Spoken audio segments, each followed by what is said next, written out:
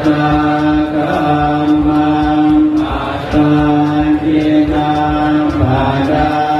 justru ini bukan toleransi, malah masuknya ke ranah kolaborasi. Kerudung, mengangkatkan tangan. Kenapa? Karena keawamannya. Nah, ini yang kemudian hemat kami bahaya. Assalamualaikum warahmatullahi wabarakatuh.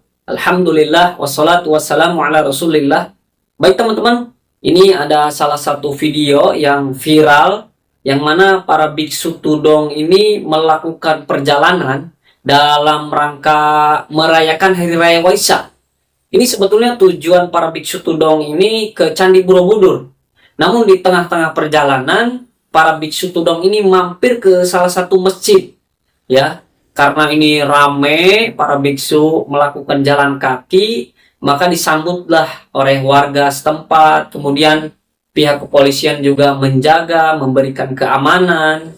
Dan salah satu organisasi Islam juga, Ormas Islam, yaitu Banser juga ikut melakukan atau ikut mengamankan para biksu tudong ini, ya. Namun sangat disayangkan, ini para biksu tudong ketika mampir ke masjid itu bukan hanya istirahat minum-minum, ngobrol-ngobrol dan sebagaimana istirahat lah ya.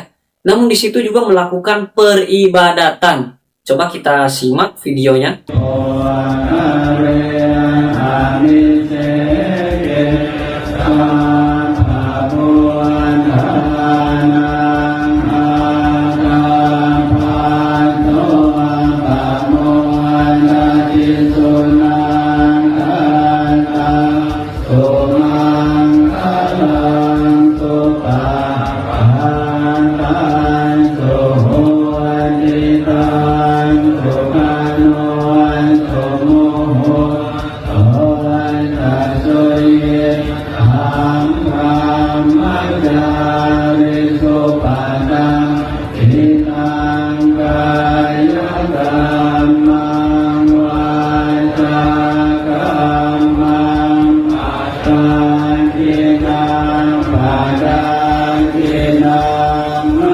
Para biksu tudong ini melakukan doa, artinya melakukan ritual, artinya itu mereka beribadah di dalam masjid. Nah ini subhanallah ya, kekeliruan yang luar biasa yang menjadi viral dan fenomenal.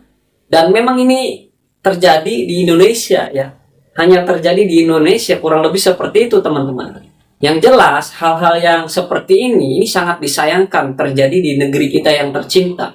Bahkan di situ ada salah satu orang muslim ya, itu juga ikut angkat tangan, ikut mengangkat tangannya seraya berdoa ya, karena ini acaranya emang berdoa ya. Coba kita lihat videonya. Muslimah ini pakai kerudung, mengangkatkan tangan. Kenapa? Karena keawamannya. Nah, ini yang kemudian hemat kami bahaya.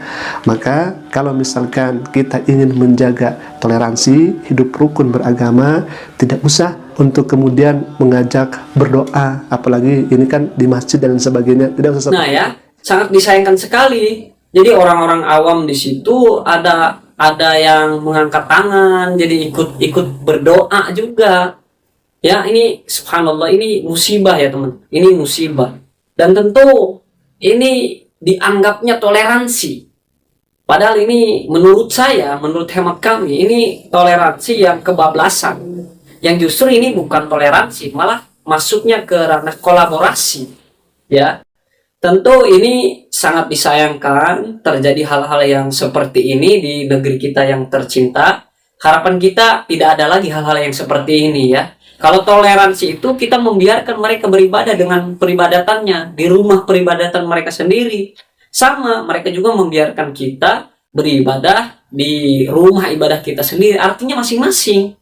Makanya jelas sekali disebutkan di dalam Al-Quran itu lakum dinukum waliyadin. Lalu bagaimana dalam pandangan Islam terkait dengan orang-orang non-muslim atau orang-orang kafir itu masuk masjid? Nah ini kita lihat ya, sebagaimana yang dikatakan oleh Ibnu Hajar al-Asqalani di dalam kitab Bulughul Maram di Babul Masajid. Di situ dijelaskan bahwa bolehnya orang-orang non-muslim atau orang-orang kafir masuk masjid. Beliau Ibnu Hajar al-Asqalani itu mengutip salah satu hadis Nabi Shallallahu Alaihi Wasallam, yang mana itu hadis dari Abu Hurairah radhiyallahu anhu.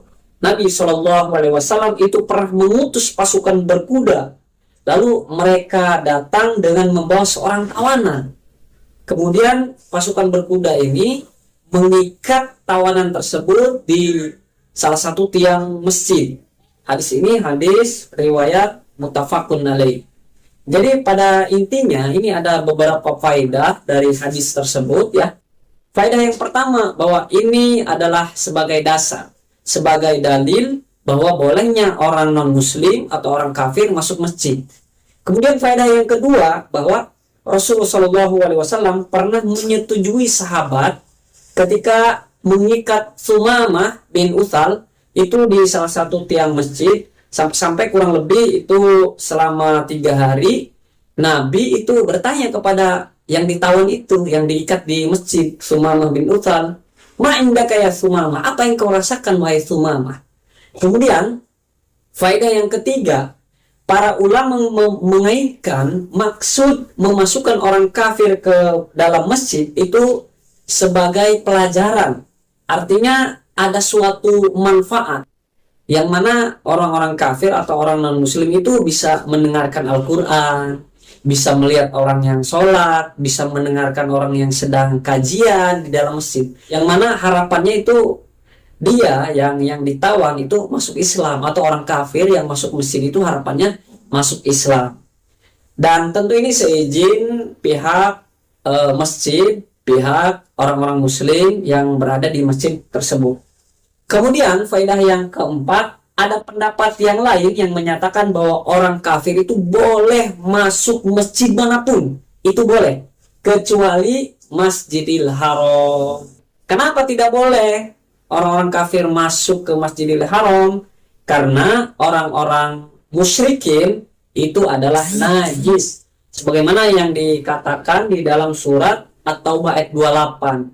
Jadi Allah berfirman, "Ya ayyuhalladzina amanu innamal musyrikuuna najas." Jadi hai orang-orang yang beriman, sesungguhnya orang-orang musyrik itu najis. Orang-orang musyrik itu najis. Fala yaqrabu masjidal haram, maka janganlah mendekati Masjidil Haram. Kemudian faedah yang kelima, pendapat terkuat dalam masalah ini bahwa orang-orang kafir itu boleh masuk ke masjid manapun, kecuali tadi Masjidil Haram. Dan tentu ada kemaslahatan. Jadi dalam tanda kutip boleh masuk masjid itu harus ada kemaslahatan. Artinya ada kemanfaatan. Jadi orang non-muslim atau orang kafir itu masuk masjid. Dan yang jelas itu atas seizin pengurus masjid setempat atau orang muslim setempat. Jadi seperti itu ya teman-teman.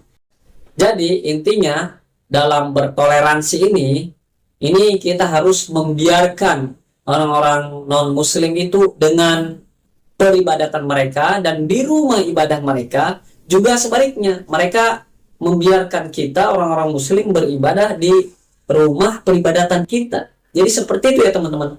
Semoga bermanfaat apa yang saya bagikan hari ini. Barakallahu fikum. Wassalamualaikum warahmatullahi wabarakatuh.